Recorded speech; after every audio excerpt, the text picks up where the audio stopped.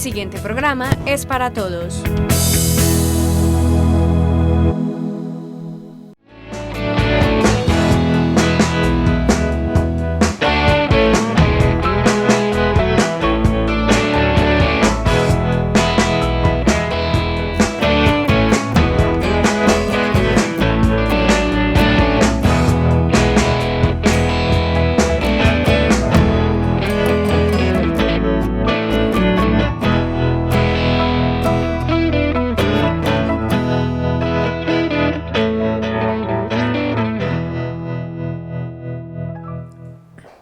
Televidentes de Tinteando con la Firma, buenas noches. Nuestro tinto de hoy, que es de café Andica, café orgánico, nos lo vamos a tomar con la doctora Lucely Guarín Sierra, psicóloga terapeuta, y con quien vamos a tocar un tema muy importante, y es el tema de las adicciones.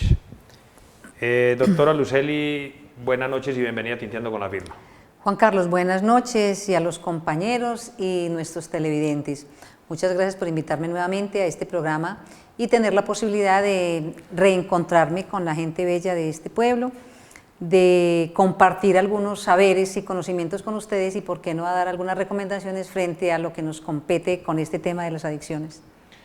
Bueno, doctora, este tema de las adicciones, muchos televidentes creerán que cuando se habla de adicciones estamos hablando solo de marihuana, de heroína, de cocaína, y resulta de que fuera de cámaras veíamos cómo hay una cantidad de adicciones que no necesariamente son estos temas de los que estamos hablando.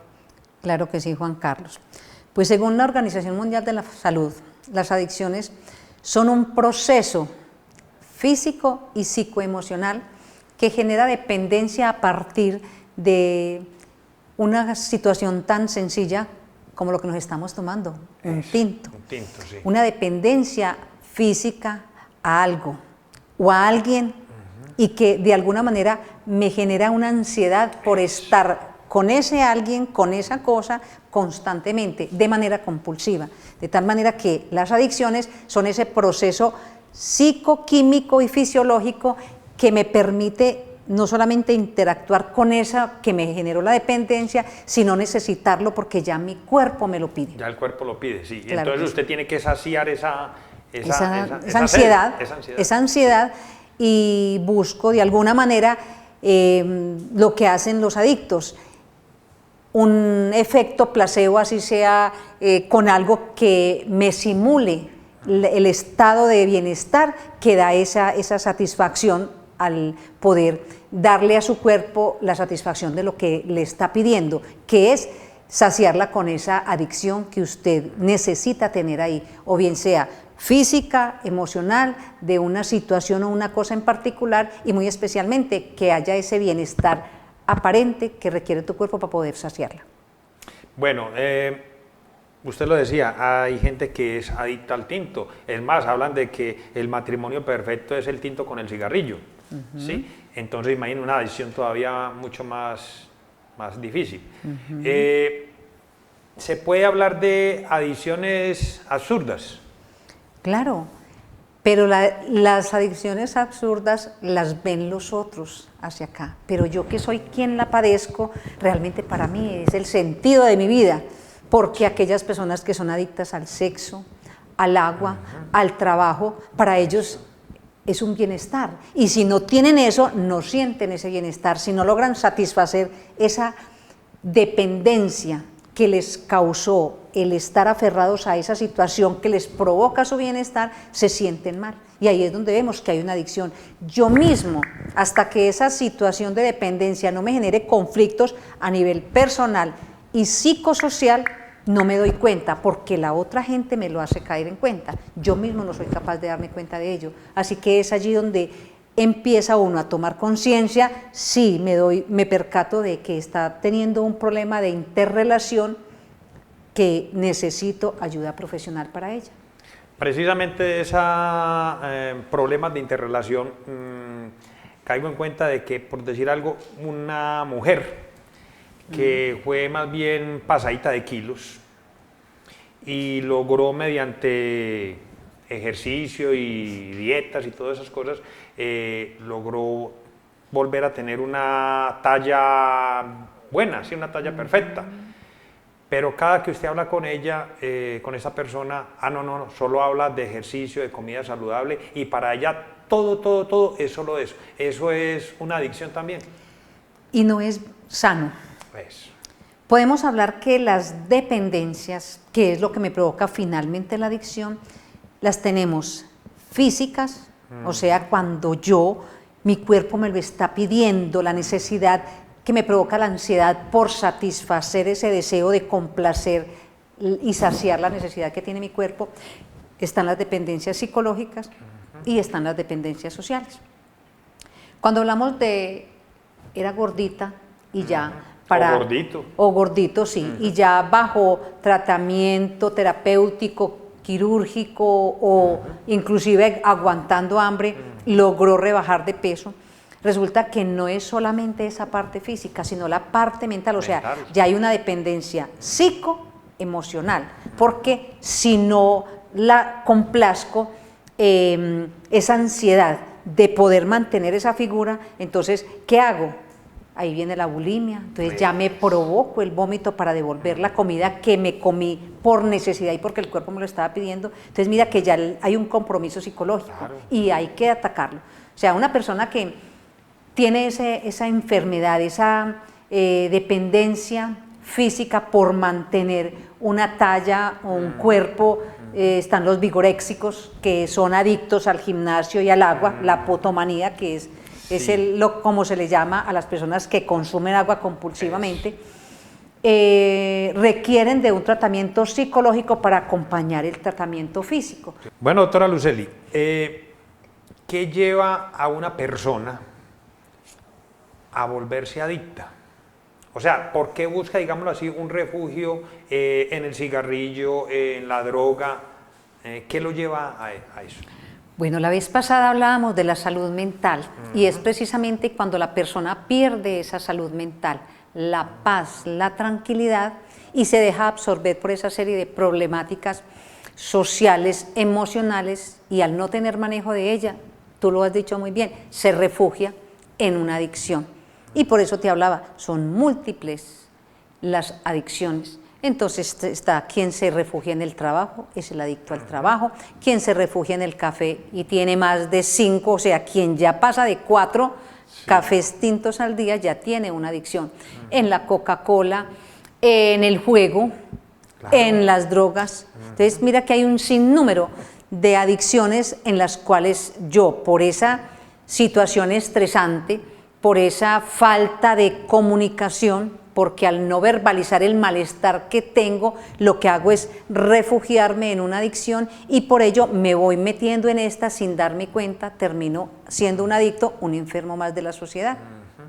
Bueno, múltiples casos hemos visto en televisión de personas siendo adictas, por decir algo, a la droga, y ellas reconocen esa situación y le dicen al televidente: esperaría que ustedes no cayeran en esto. O sea, ellos son conscientes de eso, pero no tienen, digo yo, no tienen esa fuerza de voluntad o qué sucede, por qué ellos saben que en lo que ellos están es malo y no quieren salir de ahí.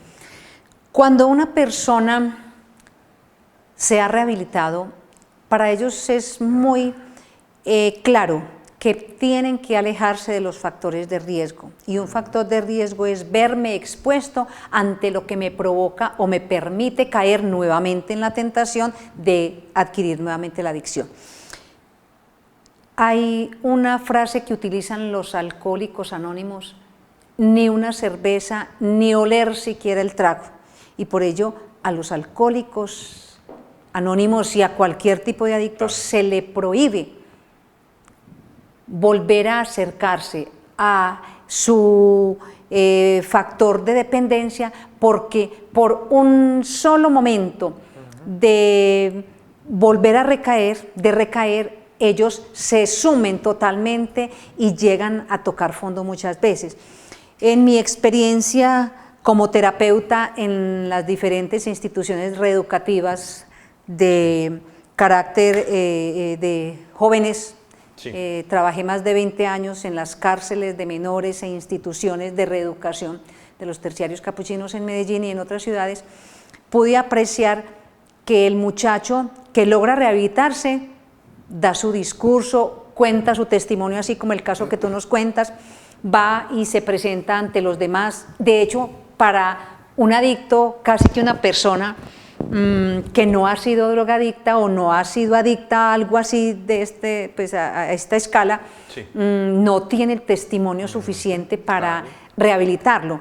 Yo tuve la posibilidad, la dicha de pasar por varios centros de reeducación de los terciarios capuchinos y ser la única terapeuta que pasó por allí, porque primero es un trabajo pesado, segundo casi que tenemos que tener los pies muy bien sobre la tierra para lograr soportar la presión que implica, sobre todo los muchachos, decirle a uno es que usted no sabe qué es eso.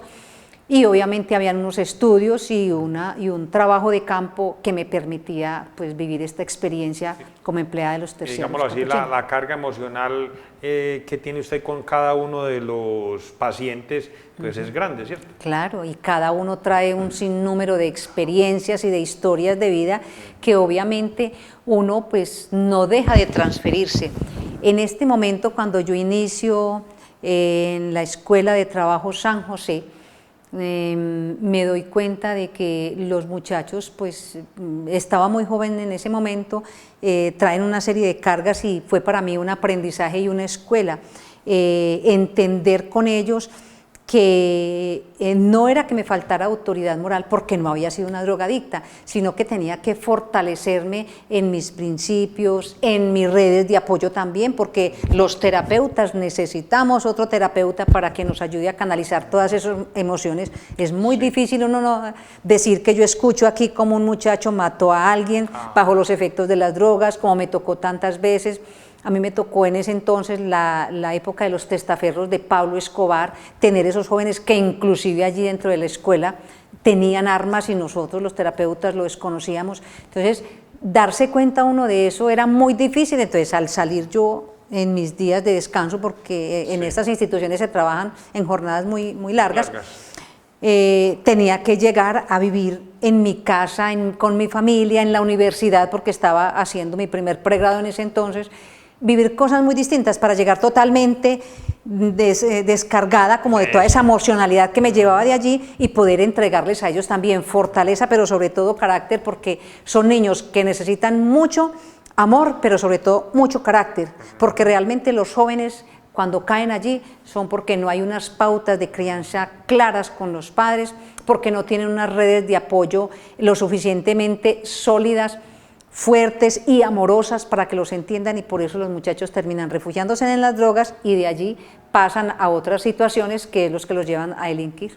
Bueno, me he encontrado con muchas personas que cayeron en una adicción, llamémoslo de las drogas, se van a unos centros de rehabilitación, pero yo veo que una debilidad grande es que una vez están, entre comillas, rehabilitados, vuelven otra vez al círculo familiar, pero ¿qué sucede? Que en ese círculo familiar viven alrededor unas amistades, pues que lógico también están todavía en esas mismas adicciones, y lógico él va a tener una forma de recaer muy fácil. Claro que sí. En ese tipo de casos, lo ideal es que la persona, pues digamos, no vuelva al seno familiar, ¿o qué se podría hacer en ese caso? O que la familia salga de ahí hacia otro lado, pero como me dicen muchas personas, no, pero es que este muchacho es drogadicto, y la droga la hay aquí, la hay allí, más allá, y entonces, ¿qué podemos hacer? Bueno, indiscutiblemente, uno de los parámetros que se trabaja mucho con el adicto es buscar evitar y alejarse de los factores de riesgo, y un factor de riesgo muchas veces es la familia. Por eso en los centros de rehabilitación una de las cosas que se tiene presente es a dónde va a ir el muchacho cuando salga, porque no, o sea, aquí podemos hacer maravillas por el muchacho sale supuestamente rehabilitado, ojo, rehabilitado, Sí. o sea, aprendiendo a manejar su enfermedad, no aliviado, porque es una mentira decir que un adicto se recuperó o que se alivió del todo, no, se rehabilitó, aprendió a vivir con su enfermedad, a manejarla y a estar en la sociedad medianamente tranquilo para que sepa manejar sus ansiedades, porque es lo que lo lleva a recaer.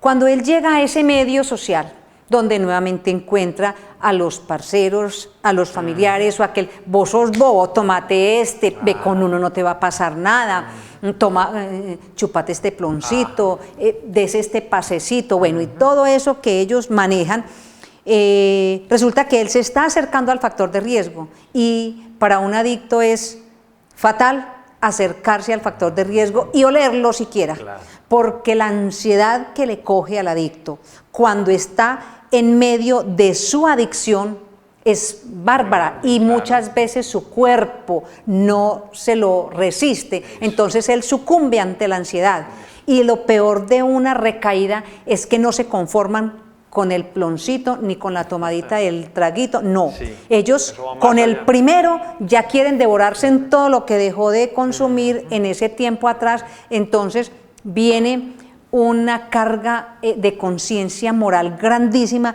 que ellos quieren casi que exterminarse, autoagredirse de esa manera, consumiendo compulsivamente. Castigarse. O sea, castigarse porque de alguna manera tratan como de recuperar el tiempo en que estuvieron en abstinencia. Ajá. Y segundo, cuando ya les cae el remordimiento, entonces casi que se quieren autoeliminar porque no fueron capaces de controlar y se dan cuenta de que perdieron todo ese tiempo que tuvieron de abstinencia. Entonces, por eso para un adicto recaer es fatal, que obviamente se da en casi todos los casos, pero si cuenta con una buena red de apoyo, si continúa en el tratamiento, porque parte del éxito del tratamiento es la desintoxicación física y mental, porque indiscutiblemente hay que hacerla, y el apoyo psicosocial que se le brinda a cuando está en estas instituciones, pero también fundamental la parte de la familia, que la familia haga proceso, porque la familia se convierte en coadicta. La familia, como les decía en la vez anterior, claro,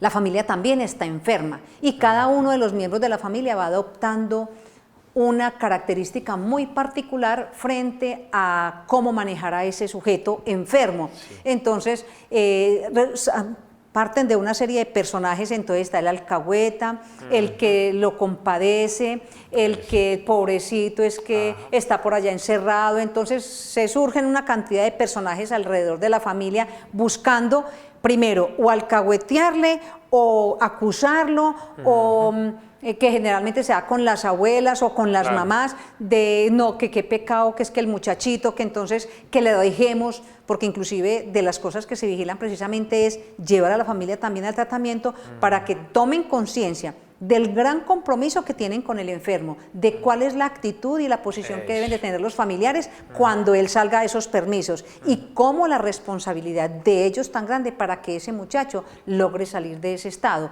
y que cuando logra salir de allí tienen que haber una serie de redes de apoyo activadas porque no es simplemente tenerlo aquí listo, el muchacho vino desintoxicado, ¿qué vamos a hacer? O sea, ya se rehabilita el paciente, pero también se tiene que rehabilitar la familia, tiene que ser un trabajo en conjunto y buscar indiscutiblemente tener un tiempo muy ocupado y muy organizado para que esa personita no recaiga y siempre estar en tratamiento, o sea, estas personas deben de mantener un seguimiento constante con los terapeutas de cada mes, cada 2 meses, dependiendo, pues se va espaciando la consulta de acuerdo al tiempo de abstinencia, o sea, si ellos no recaen, ya se espacía cada vez más el tiempo o el refuerzo con los terapeutas, pero no podemos decir que un adicto a cualquier sustancia o actividad dejó simplemente de la noche a la mañana y no volvió. Eso. Cuando hablamos de adicciones, o sea, si es que de pronto yo fui, porque es que hay diferentes de adicciones, diferentes casos de adicciones, entonces está el que comienza por experimentación, o sea, el hecho de que yo me tomé esta droga hoy y experimenté y nunca más la volví a tomar, eso me hace un experimentador. El hecho de que yo lo haga socialmente, consuma la sustancia de la adicción esporádicamente, un usador social, pero cuando ya del usador social pasa a diario, ya se convierte en adicción.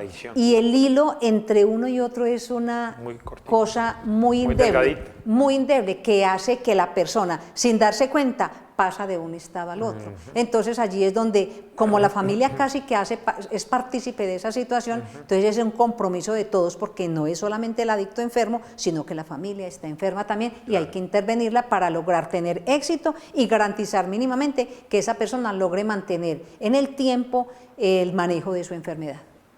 Bueno, hay terapias o casas de rehabilitación, centros de rehabilitación buenos y malos, o todos son buenos y los malos son digamos que los procesos de rehabilitación que tuvieron la familia y el paciente. Más bien la respuesta está por esa última parte que mencionas, Carlitos. Yo pienso que como los colegios, o sea, no hay colegios ni buenos ni malos, porque podemos ver en nuestra sociedad como grandes personajes en la historia salen de los colegios más sencillos y humildes. Lo mismo pienso que pasa con un proceso de rehabilitación. Están los buenos, los malos, los regulares, y uno los califica casi que en son del dinero que cobran o de lo que tiene que pagársele a la institución por tener el adicto allí. Sí. Si el sujeto o la persona enferma quiere realmente y toma conciencia de su enfermedad y quiere rehabilitarse, yo pienso que cualquier parte puede hacerlo, pero basta con tener una voluntad férrea de mantenerse en el proceso, de ser disciplinado para lograr los objetivos que cada institución tiene, tener una familia comprometida y buscar manejarle ese tiempo libre a esa personita una vez termine el proceso de rehabilitación y mantenerla ocupada y en constante supervisión, porque como te decía al comienzo, muchas personas piensan y tienen la idea errónea que ya quedaron listos porque hicieron el proceso de recuperación y pueden tener inclusive hasta un año de abstinencia, pero llega cualquier situación caótica en su vida, una tragedia, una pérdida significativa, algo que no fue capaz de enfrentar porque no vivía en proceso, cae, recae y hasta ahí llega la persona. Entonces mira que es que como es una situación de que no termina allí porque simplemente dije hoy, mañana dejo de ser drogadicto o mañana dejo de ser adicto, eso no se da así tan fácilmente, entonces hay que partir por hacer un buen proceso, tener una buena red de apoyo, de acompañamiento y sobre todo mantener ese seguimiento y ese sigilo para poder uno decir, es que estoy convencido de que soy un adicto y que debo mantenerme sano a partir de una revisión constante con mi terapeuta y con esos refuerzos que se tienen que hacer. Muy bien. Bueno, doctora, he sabido por ahí de muchas personas, inclusive hay publicidad en diferentes medios de ciertos médicos o terapeutas que, entre paréntesis diría yo, curan las adicciones mediante la hipnosis. Como le digo, hay publicidad de eso. ¿Eso es cierto? ¿No se puede creer mucho en eso? ¿Qué razón hay de esa información? Claro que sí, Carlitos. A ver, la hipnosis es un proceso al cual uno lleva al paciente a partir de una relajación, mediante el cual se pueden lograr esas recuperaciones a las que tú mencionas, y no solamente a las adicciones, sino a traumas y a dificultades del pasado, nosotros los llamamos anclajes, que quedaron insertas en la persona a partir de momentos no elaborados, y que las tiramos al subconsciente, donde decimos que no, o al inconsciente, nosotros nos movemos por ondas, las ondas que nos permiten el descanso, la relajación y el sueño profundo. Cuando nosotros logramos manejar esta situación, podemos decir que solamente los psicólogos, los psiquiatras y el odontólogo logra hacer una hipnosis, o una relajación, o una regresión, como la queramos llamar. ¿Por qué razón? Hay hipnotizadores, son comerciantes, son qué sé yo, que logran a partir de manejar el subconsciente y lograr hipnotizar a quien sea vulnerable y fácil de hacer. Nosotros los psicólogos, quienes aplicamos la hipnosis, lo hacemos primero que todo, no es para todo el mundo. Se hace para la persona que desea primero encontrar una solución a una situación caótica que le trae muchos problemas en su vida. Segundo, que quiere hacerlo y tiene conciencia de lo que quiere buscar. O sea, una regresión, una hipnosis no se hace simplemente por el deseo de experimentar. No, yo lo hago porque tengo conciencia. Y hay dos clases de relajación o de hipnosis, que son lo que uno logra hipnotizar a una persona para llegar a estados profundos de relajación, y está la relajación o hipnosis clínica que hacemos los psicólogos para buscar que no se pierda la conciencia del todo y llegar a ese punto de quiebre donde tú te quedaste anclado para ser adicto, para tener un anclaje en tu vida y poder salir de allí y mejorar. Y obviamente, no digamos que curar, pero sí rehabilitarte diría yo casi que en un 90%, porque la otra parte depende de las redes de apoyo que yo tenga para que me ayuden a mantenerme muy bien y salir de ese problema. Bueno, los televidentes estarán pensando, pero es que aquí esto es la panacea, pues sí. ¿Es costoso un proceso donde se aplique también la hipnosis? Sí y no. Sí. Dependiendo de la necesidad. A ver, para yo aplicar una hipnosis, primero tengo que hacer una historia clínica, conocer al paciente, conocer una parte de su historia de vida para poderlo llevar y conducirlo, porque nosotros somos un puente entre tu realidad, tu conciencia, y nosotros, a partir del proceso que conducimos a la hipnosis o a la relajación profunda, abrimos como una puerta de un almacén que está por allá guardada una cantidad de cosas y tú no las recuerdas. De hecho, cuando nosotros tenemos un trauma, una pérdida o un problema que no elaboramos, y al decir no elaborar es no hablar de ello, no mencionarlo, y en algún momento, con lo que nosotros llamamos déjà vu o lapsus, es un término técnico dentro de la psicología, cuando nosotros sin querer y sin saber de dónde expresamos algo que no tenemos conciencia, ve, yo por qué dije esto y a mí por qué me está pasando esto, es porque fui al almacén que tengo por allá, guardaba esos recuerdos viejos, y por alguna circunstancia se me salió una palabra, una expresión, un recuerdo, y yo, ve, ¿y esto yo por qué lo estoy, y a mí por qué se me vino esto? Es porque voy al subconsciente y saco eso por alguna circunstancia, motivada por un recuerdo, por algo que yo vi, por algo que estoy sintiendo, que es lo que precisamente me lleva a mirar esos anclajes. Entonces, a partir de muchas herramientas de las que los psicólogos aplicamos a los pacientes, nos damos cuenta, primero, parte de los anclajes que tienen en su pasado.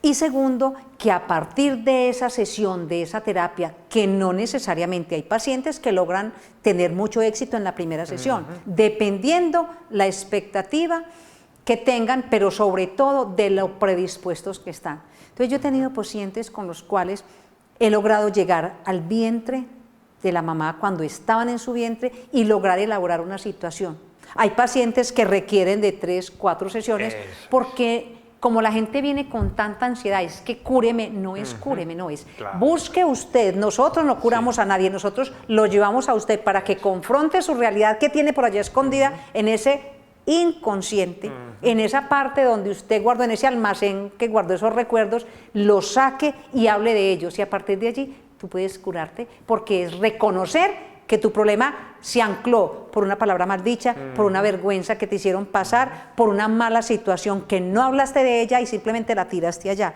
pero al hablarla y al reconocerla, tú automáticamente dejas esa situación que te lleva a ser compulsivo y a tener una dependencia.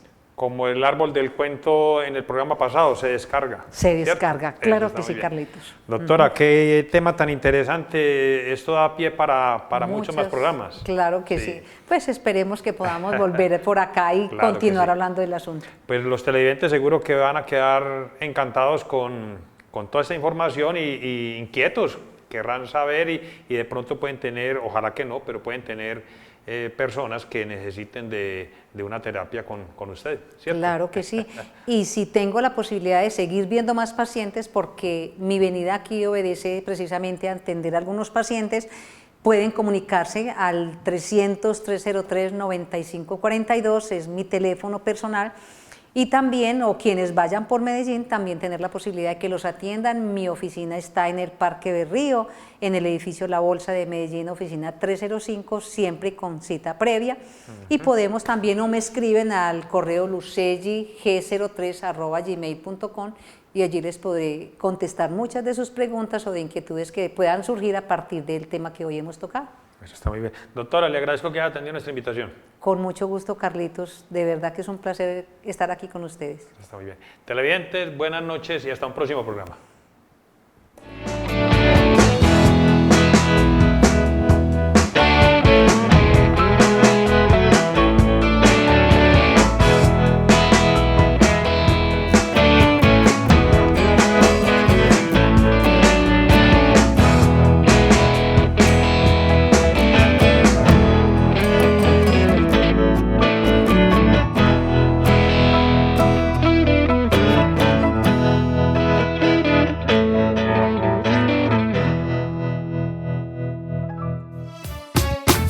AUPAN, la televisión de los andinos.